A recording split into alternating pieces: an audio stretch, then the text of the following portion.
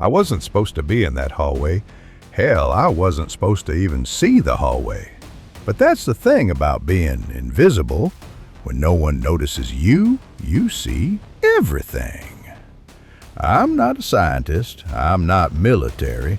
I never wore a badge with a blinking chip. Never sat in any classified briefing.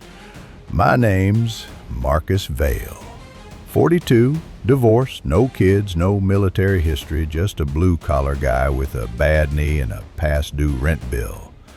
6 months ago, I was hired as a janitor at a federal logistics facility in Nevada. That's what the paperwork said. But we all knew where we were, Groom Lake, Area 51.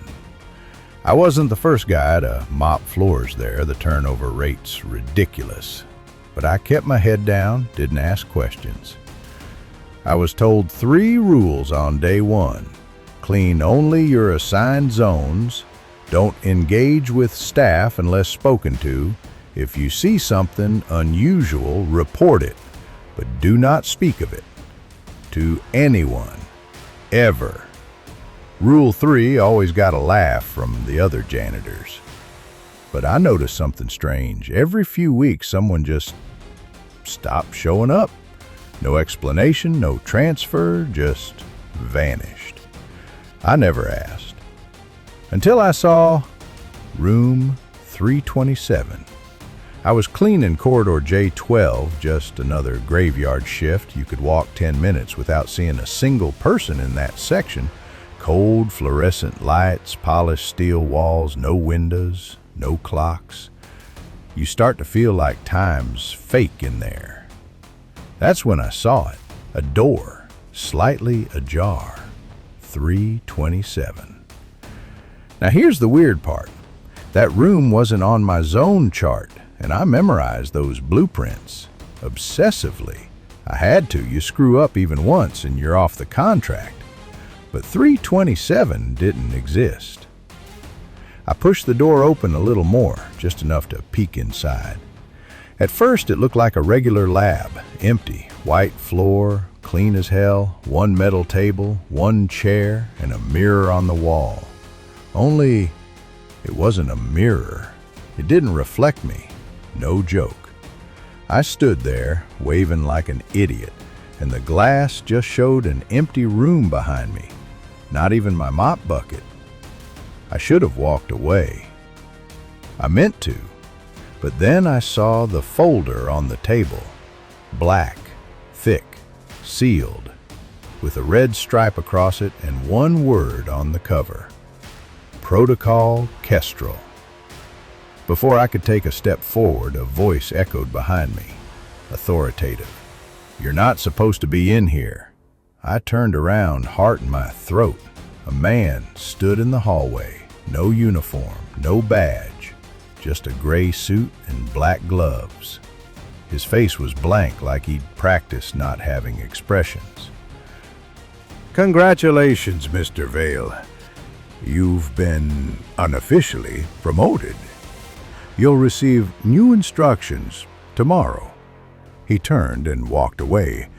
No threats, no yelling, just walked off into the corridor like it was just another Tuesday night. I stood there for a solid minute. Then I shut the door to 327 and left. But here's the thing. There was no room 327 the next night. The hallway was the same, my route was the same, but 327 was gone. Not locked, not blocked. Gone. Like the wall had eaten it. I asked one of the older janitors, Carl, if he'd ever heard of a room that disappeared. He went pale. "Don't talk to me about that," he muttered. "You want to keep working here? Keep your eyes down. Floors don't lie. People do." I didn't sleep that day. I kept replaying that man's words. Unofficially promoted. What did that mean? The next night, there was an envelope waiting in my locker. No return address, no name, just Protocol Kestrel, Level 1 clearance.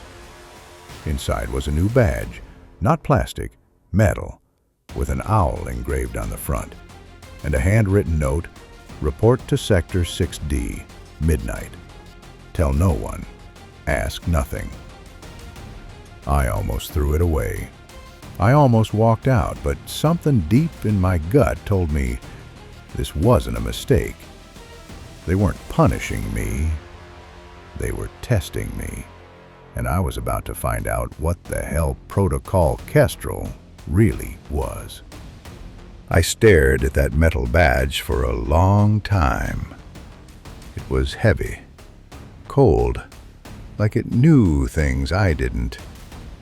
There was no digital chip in it, no ID number, just the symbol of an owl, head tilted slightly, staring directly forward.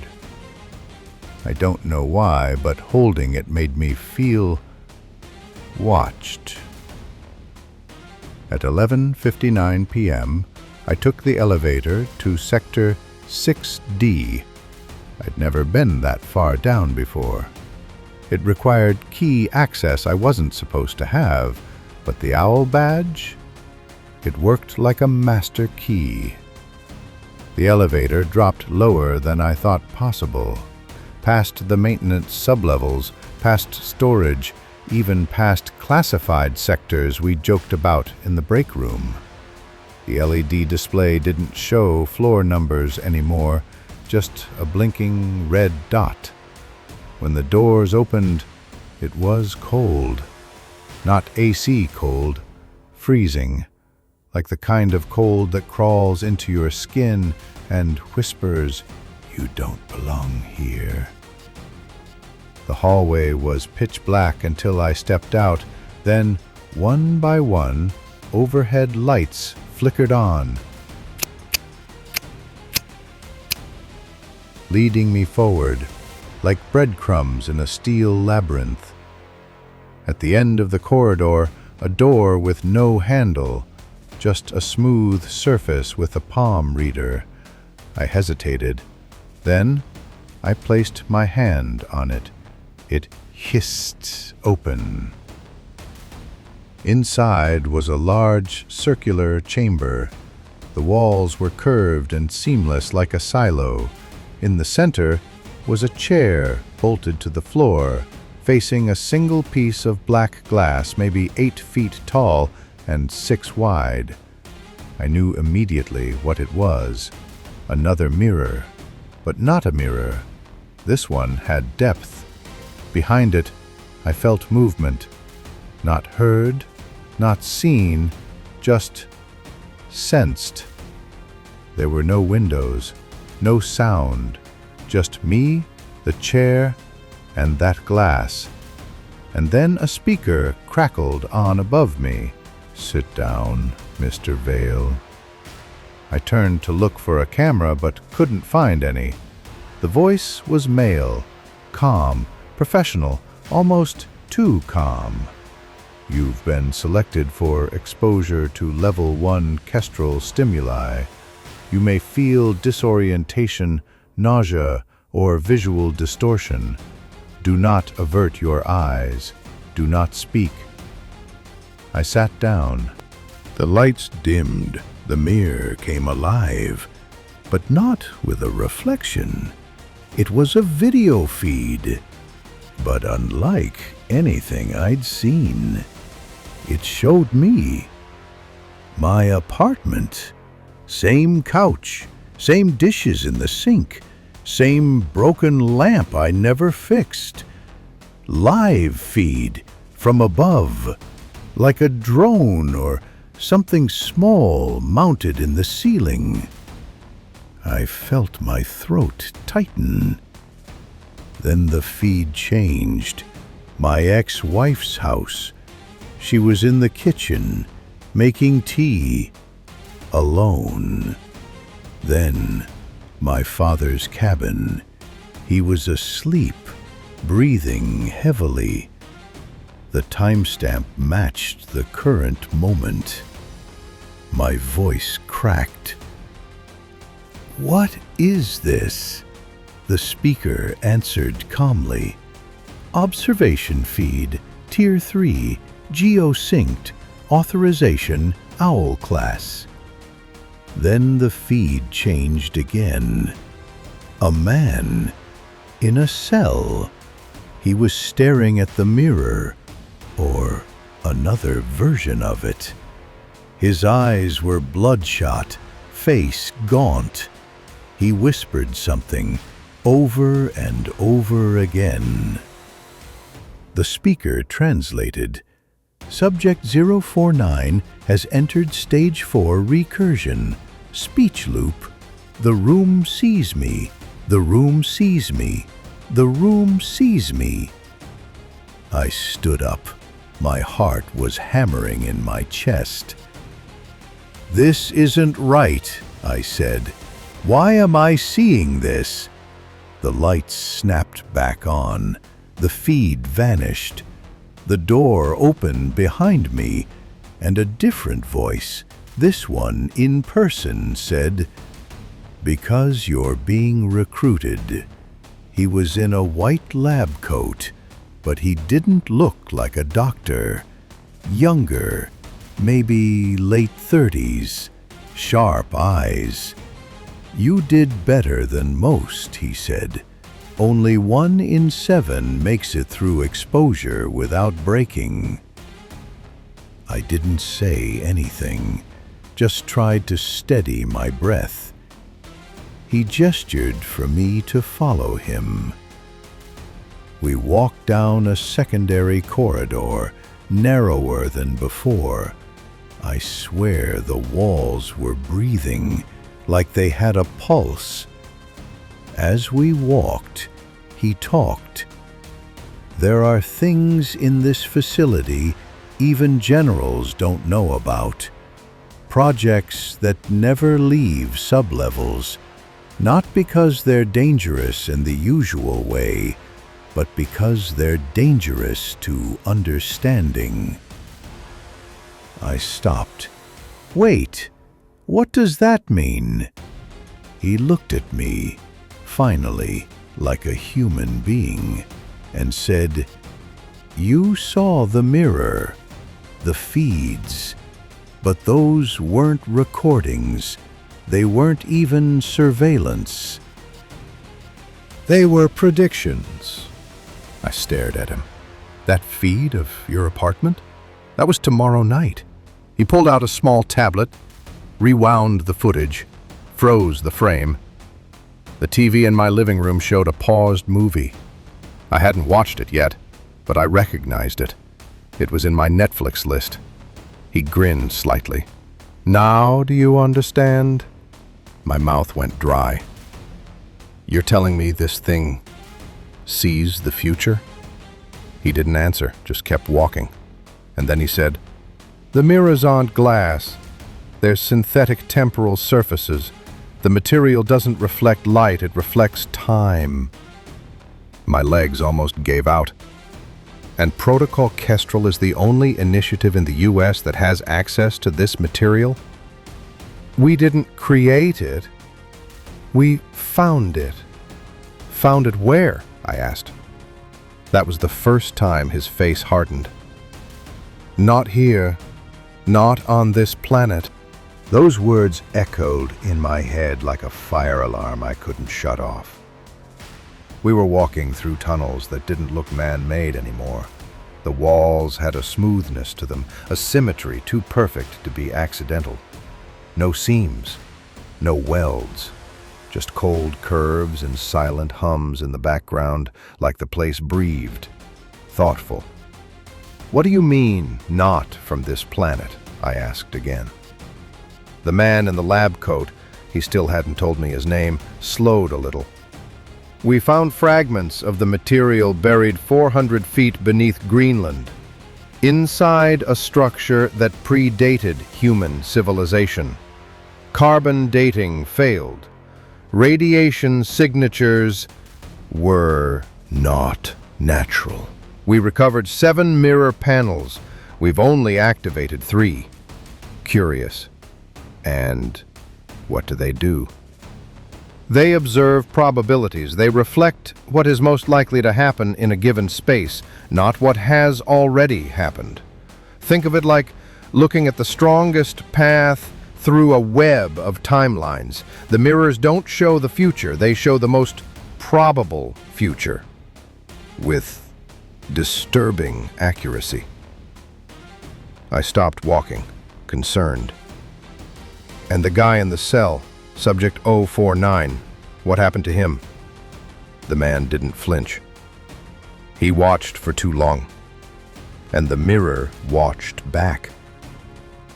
He opened a door labeled Containment Bay 9. Inside, the temperature dropped again, this time instantly, like walking into a freezer. The lights flickered once, then steadied. At the center of the room sat a briefcase, plain, metal, no logos, no locks, no seams. It was hovering 2 inches above the floor. "We found this the same day we activated Mirror 1, the man said. "It wasn't here the night before, just appeared. No entry logs, no breach alarms.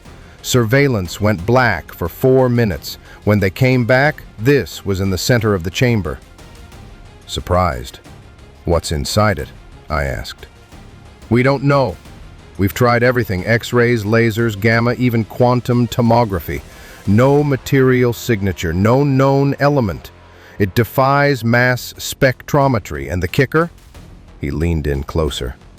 "It weighs 0 pounds, but it resists movement, like it's anchored to something that isn't here."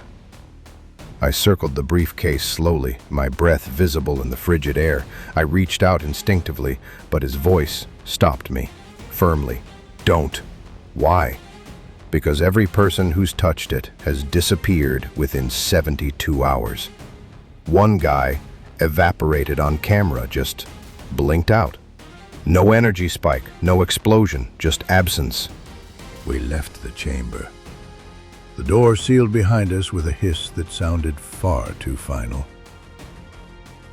Back in the corridor, I finally asked, "Why am I being shown this? I'm just a janitor." He stopped. "You think that's a coincidence?" he asked. "No one who works here is here by accident, Marcus. You passed psychological filters before you were ever hired. They scanned your childhood, your trauma profile. You have a neurological pattern we've only seen in less than 0.002% of the population. You're not just here to clean floors. You're here because the mirrors reacted to you." "What does that mean?" He looked at me. For the first time, his voice lowered to a whisper. "It means you might be able to hear what they're saying." I didn't sleep the next day. I lay in bed, staring at the ceiling, trying to remember anything that made sense anymore. That night, my shift was changed. Sector 9A, Mirror Room 2. I was alone. No lab coat guy, no voice on the speaker. Just me and the mirror. This one was different. Larger, taller. The surface shimmered faintly, like oil on water. No frame, no buttons, no display. Just me and it. I stood there for 10 minutes. Nothing happened. Then the lights in the room dimmed, and the glass flickered. A face appeared. Mine, but older, tired, bruised. My eye was swollen shut. My hands had scars. I, stared at me with regret and whispered, "Don't trust them. They're not running the program. The mirror is." I stumbled backward. The room went dark. When the lights came back, the mirror was blank again. I was alone. Or I thought I was. Behind me, a different voice spoke. "Now you've seen it." I spun around. It wasn't the lab coat guy. It was Carl, the old janitor, the one who told me to keep my head down. His face looked different now, tired but sharp, alert. His uniform was the same, blue jumpsuit, mop in hand. But his eyes were full of knowing. "They told me the same thing 15 years ago," he said, "that I was chosen, that I had something rare. But they're not choosing us. The mirrors are." "What do they want?" I asked. He paused. "They don't want anything." "Then what are they doing?" "They're studying us, like we study bacteria in a petri dish, watching which of us cracks, which of us listens, which of us answers back." Before I could respond, Carl walked to the mirror and whispered something to it. The glass shimmered, the lights buzzed. For a moment, the air itself felt wrong, like the room bent sideways. Then the mirror cleared. Carl turned to me. "You've got 3 nights left before the recursion begins." "What recursion?" He didn't answer. He just walked out, and I was alone again. I didn't go home that night. I couldn't. I walked the perimeter of the base for hours, smoking, thinking, trying not to completely lose my mind. Carl's words were stuck in my head like broken glass. "You got 3 nights before the recursion begins."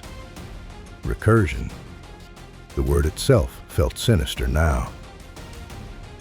Back in my quarters, I opened the mirror on my bathroom door. I stared at myself.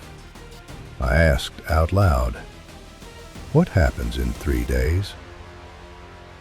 Nothing responded. No shimmer, no glitch. But when I walked away, I swear, the reflection kept watching for half a second too long.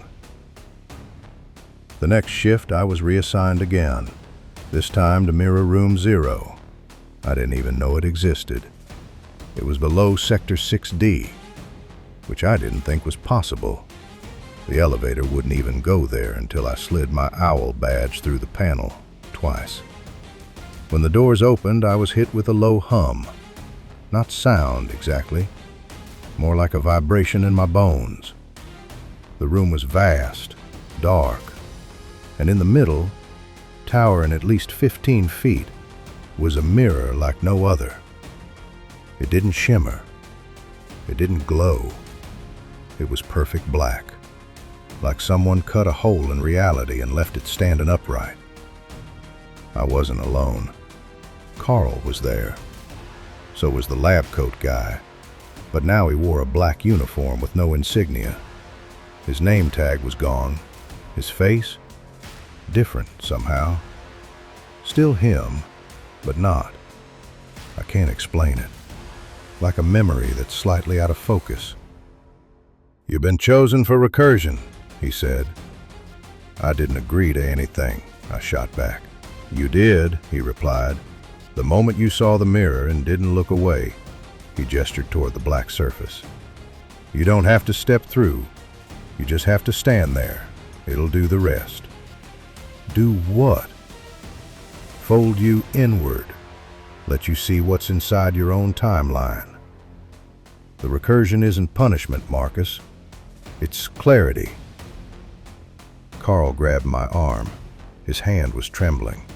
"Don't let it see you too long. And whatever you do, don't speak to your reflection." I was losing it. Everything felt wrong. The air, the lights, even time itself. But some part of me needed to know, to understand.